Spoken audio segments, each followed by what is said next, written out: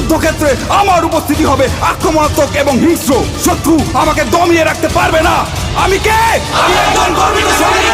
আমি যুদ্ধক্ষেত্রে শুধু বিজয়ের অর্থ বুঝি। পরিস্থিতি যতই খারাপ হোক না কেন, আমার হাত পা গুলো দুর্বল হয়ে পড়লে আমার মানসিক শক্তি আমার শরীরকে এগিয়ে নিয়ে যাবে, কিন্তু আমি কখনোই আত্মসমর্পণ করব না। আমি সর্বদা আমার দেশের সম্মান, গৌরব এবং মর্যাদা সমুন্নত রাখবো।